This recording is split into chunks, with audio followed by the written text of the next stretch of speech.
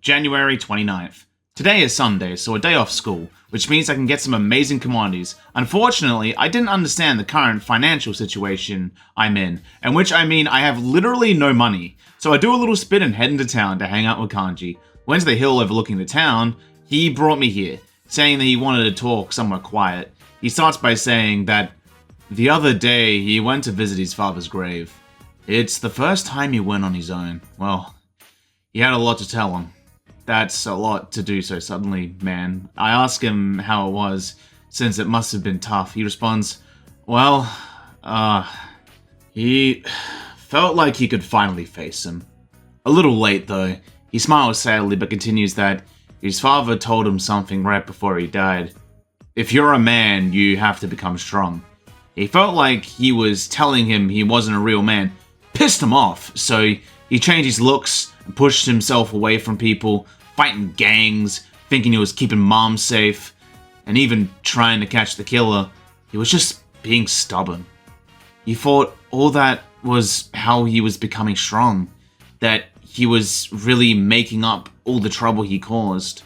He was drunk off his power, but that wasn't it.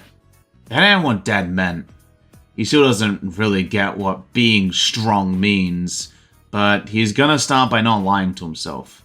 No more being scared of everyone, hiding his hobbies, staying away from people, anytime, any place. He's gonna bust right through as his own self.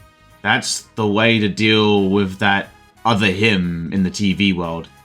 As long as there's someone like that snot-nosed kid to accept him, he ain't afraid of nothing. I tell him he should find more snot-nosed kids to accept him, and he replies, I should, huh? The more people accept me, the better. He smiles sheepishly, but I can feel Kanji's firm resolve as our bond deepens.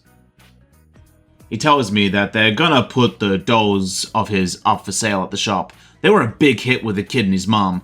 They called him just to say thank you. He got a kick out of that. Oh, but he's gotta go buy supplies, so he has to jet. And with that, we parted ways, man. I went home. And more starting with Nanako and Dojima. As we work on mathematics, Dojima was mainly giving her all the answers to the questions, so I have to tell him that Nanako should solve some on her own, which Nanako agrees with slightly pouty, and her dad apologizes, but we still helped her studying, giving hints here and there when she gets stuck, as I feel like our bonds have gotten a little closer. And after a good stopping point, I tucked Nanako into bed, and then went to bed myself.